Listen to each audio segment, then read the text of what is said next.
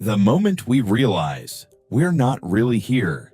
There was a night I remember very clearly. Nothing dramatic happened. No crisis, no argument, no loss. I was lying in bed, exhausted, but my mind was wide awake, replaying a conversation from earlier that day, rewriting something I should have said, fast forwarding to tomorrow, then next week, then 5 years from now.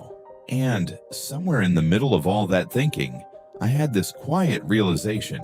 I wasn't actually living my life. I was living inside my thoughts about my life. Have you ever noticed that? That strange gap between where your body is and where your mind keeps wandering.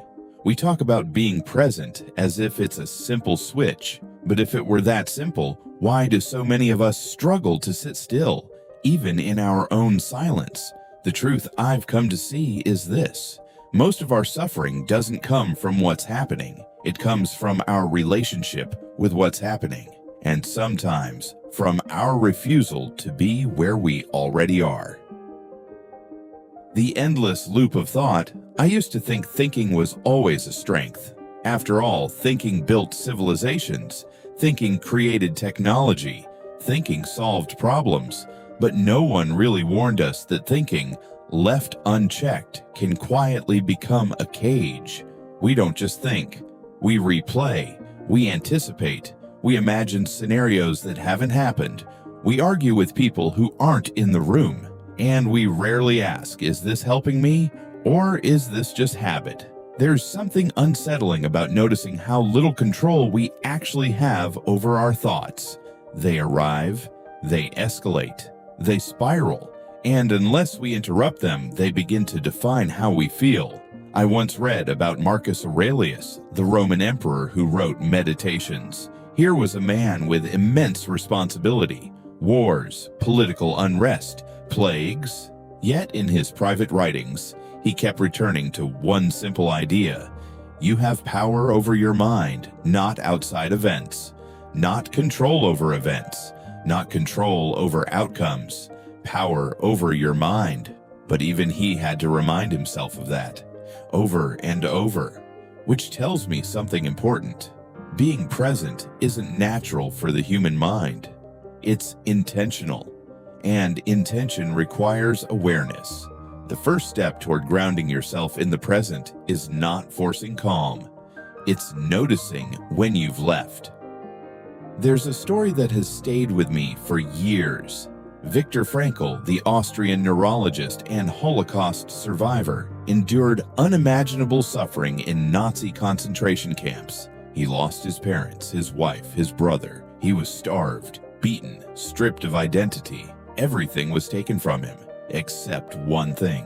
He later wrote, "Everything can be taken from a man but one thing, the last of the human freedoms, to choose one's attitude in any given set of circumstances." That sentence is not motivational fluff. It was written by someone who had every reason to collapse into bitterness.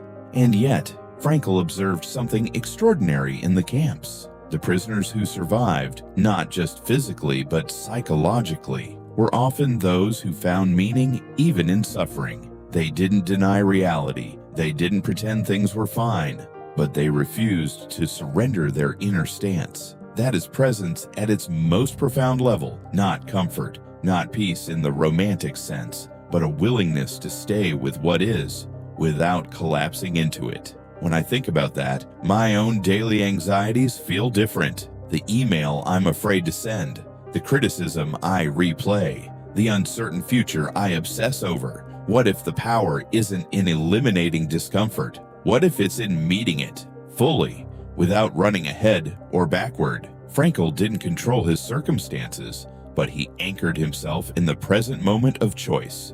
And that changed everything. Why we resist the present. If the present moment is all we ever truly have, why do we resist it so much? I think it's because the present feels unprotected. The past gives us identity. The future gives us control, or at least the illusion of it. The present, it asks us to experience life without editing it first. No guarantees, no rehearsal, no rewriting. And that's uncomfortable. Sometimes we cling to regret because it feels productive. Sometimes we cling to planning because it feels responsible. But there's a difference between thoughtful reflection and mental escape. Reflection brings clarity. Escape prolongs tension.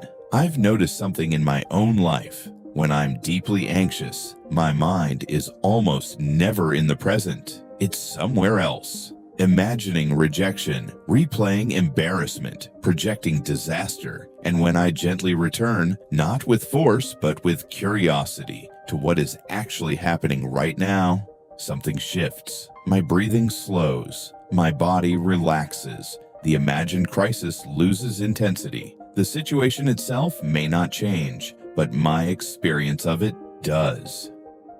Here's the paradox. The more aggressively we try to be present, the more we turn it into another performance, another goal to achieve, another way to fail. So I stopped trying to master it. Instead, I began asking simpler questions. What do I hear right now? What does the air feel like? What is actually happening? Not in my imagination, but here. Sometimes it's as simple as feeling my feet on the floor or noticing the sound of traffic outside, not as a technique, but as a reminder. Life is occurring here, not in the replay, not in the projection, here. And the more often I return, gently, the less violent the spiral becomes. Presence isn't dramatic, it's subtle. It doesn't eliminate responsibility, it clarifies it. When you're present, you respond instead of react. You choose instead of panic. You listen instead of prepare your defense. And that changes relationships. It changes work. It changes how you carry yourself. The quiet power of now. There's a reason so many wisdom traditions, Stoicism, Buddhism, even modern psychology, keep circling back to the present moment. Not because it's trendy, but because it's the only place transformation actually happens. You cannot heal yesterday. You cannot live tomorrow. You can only decide how you meet this moment. And sometimes that decision is as small as, I will not fight reality right now. That doesn't mean passivity. It means clarity. From clarity comes better action. From grounded awareness comes better judgment. From stillness comes strength. We often think power looks loud, ambitious, dominant, forward-moving, but there is another kind of power, quieter, less visible, the power of not being dragged by every thought, the power of not being owned by your projections, the power of staying. And maybe that's what maturity really is, not having fewer thoughts, but being less controlled by them. Coming back to where we already are. If you've been feeling scattered, restless, overwhelmed by the weight of thinking, you're not broken, you're human. The mind moves, it always will, but you are not your thoughts. You are the awareness behind them, and every time you notice you've drifted and gently return, you strengthen something quiet inside you. You don't need to escape your life. You don't need to silence your mind completely. You just need to come back to this breath, to this moment, to this choice, because this is where your life is actually unfolding. And maybe the greatest strength isn't conquering the future. Maybe it's being fully here.